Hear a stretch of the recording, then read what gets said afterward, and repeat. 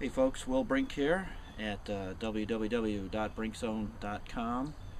Today I want to cover a sort of a broad topic regarding how to make it as a fitness and figure model.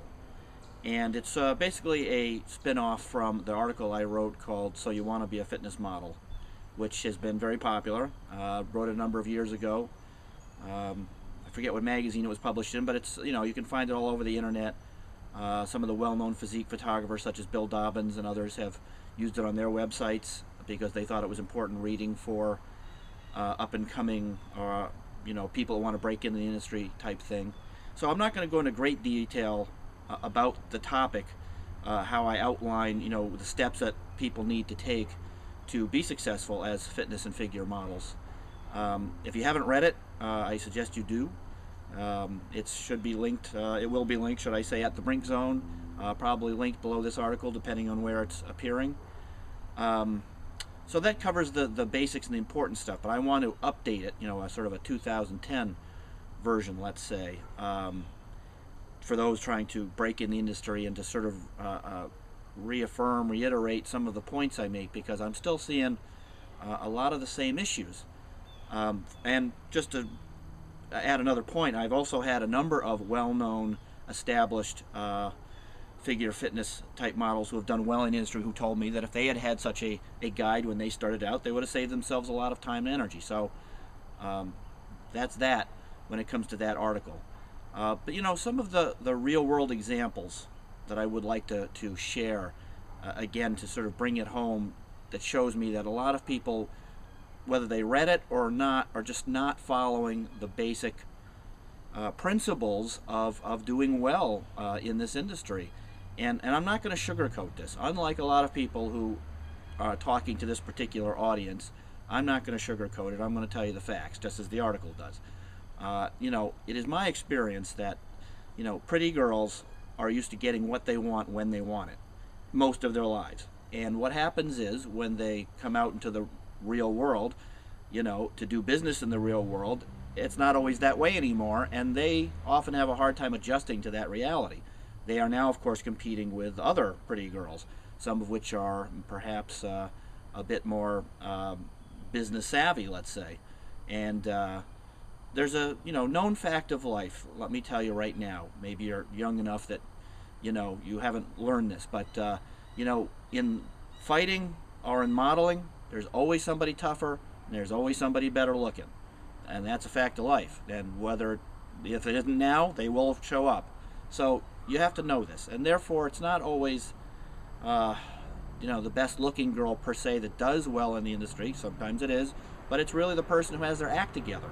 And again, read that article. And if you have questions or comments, feel free to throw them up or send me an email.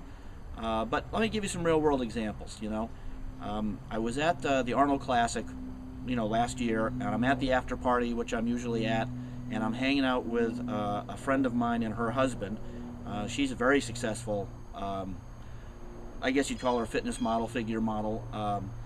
She does very well for herself. She's very popular, makes a very good income.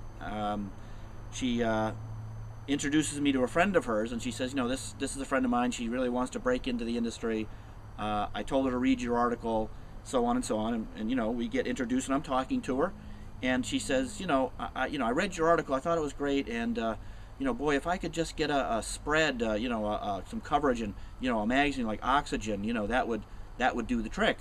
And I said to her, so who is the publisher of Oxygen? She looked at me like, it was kind of a mixture look. One, I have no idea who it is. And the other part of the look was, why would you ask me such a stupid question? I'm a beautiful girl. I mean, why should I know such things? Well, the publisher of Oxygen is Bob Kennedy. Bob has been around in the industry for a long time. Everybody knows Bob. Bob is the kind of guy that if he thinks you have the look that, his magazine could use, you can easily end up on the cover of that magazine. So, that you don't know who the publisher is of a magazine you want to get into tells me, A, you might have read the article, but you certainly didn't follow it, and B, you are still living under that the world has to come to me because I'm a really pretty girl versus I need to be proactive and know who is who in the industry. as my article points out, you should know who the publisher is of every major magazine you want to get in, and know them by sight. When you go to these shows, and you should be going to the shows not just to compete but to market yourself, you can get a map of the conference floor and know where all the booths are. And before you even hit that conference floor, you should know where every booth is that is important to your goals, where the magazines are, which booths you need to stop by. And again, read the article so I don't have to go into this. Another example, a friend, sort of a friend of mine, fitness figure, bikini model, actually, who's won a few shows, looking to break into the industry. Pretty girl, had asked me several times, to maybe do some exercise videos, because my videos get some good traffic, and I enjoy doing exercise videos, and I said, okay, let's do that. We made a time. I show up to the gym with the camera. Obviously I'm a busy guy. I was doing this more or less for free, for traffic for her, traffic for me. I show up to the gym. She's a no-show. I get a text, later on apologizing, sincerely apologizing, had a car problem, yada, yada, yada. And again, I don't know why so much drama and problems always follow people, women in this industry, but that's a whole other topic. But you know what I'm talking about. Anyway, sincere apology, so on and so on. But she knew what gym I was at, waiting for her. Did she, call the gym and have me page so that I didn't waste my time? No. Again, that would have been a common sense move. Two, after that problem, did she follow up, with a phone call and I would really like to do this, let's set a new time and place and get this done? No, just kind of, that was it. Faded off the face of the earth.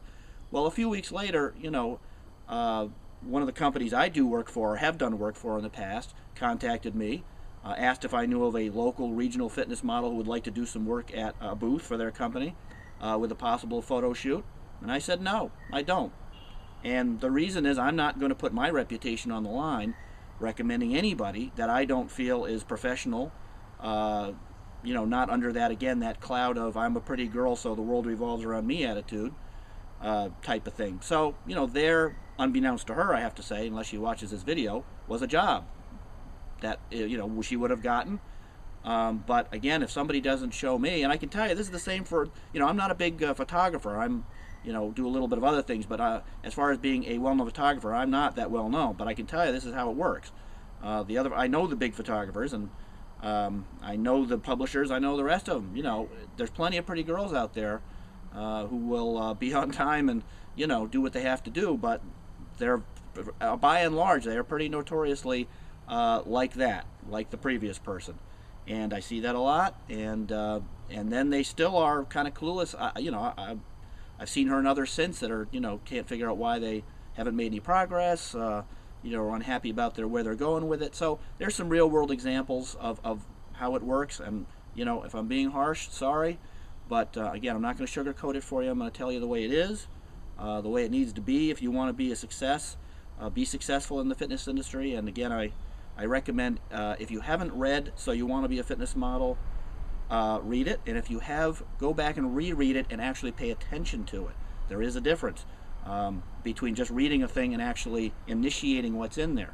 So I hope this info helps, and I hope to see you in the magazines. And if you like what I wrote, please, hit the Twitter and the like buttons, and I'll see you all on the Brink Zone.